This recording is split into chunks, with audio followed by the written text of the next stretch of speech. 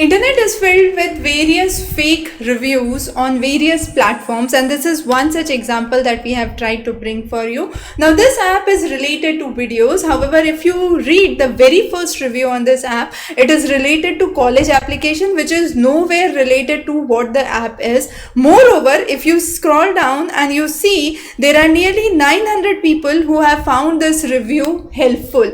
Now, you can understand the extent of fake accounts through which these reviews have been turned useful. Now, this could be either due to bot and click farming, which we have already covered in the previous lectures. It could be due to incentivized reviews, across platform spamming that could be done. In some cases, it could be an accidental upvote or a like that a person does, or this is basically more or less the extent of the fake reviews that we can see. And when the world is going digital, it's very important to understand that how much we can trust. So what actually is important at this point is how to trust a platform.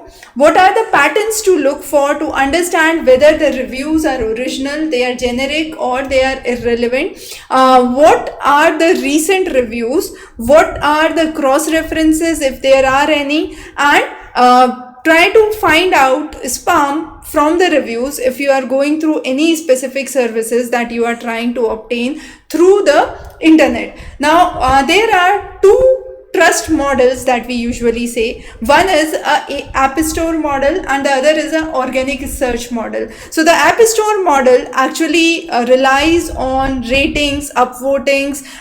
It is definitely vulnerable to bot and click farming, as we have already seen the case. And there are numerous inflated or deflated artificial reviews or content that could be seen. When it comes to organic search, again, SEOs could be there, where there could be changes in the Google ratings and reviews which are seen. But moreover, what comes in the organic search is through reputation, through word of mouth. So it is less susceptible to direct manipulation and actually is more beneficial. So whenever you are going through any app, any online services, what should be a proper mindset? So as a user, you should go on to the review, notice the highly helpful content, and then you should keep your minds open with a view that it could be a blind trust that you are doing on the fake reviews, which could lead to a misinformed decision, or you are having the capability to ignore the reviews that are obviously fake, and this would be a informed decision. But definitely this decision is important and difficult to take. So taking smarter choices is important. That is beyond the real numbers of the reviews that you are going on to any platform. You are focusing on the organic search, on the word of mouth, or from any other platform you are getting any cross reference to that platform. That would be really great. So Doorstep Tutor is indeed a unique model which is having a strong web presence, and we do not have our app on Google Play Store.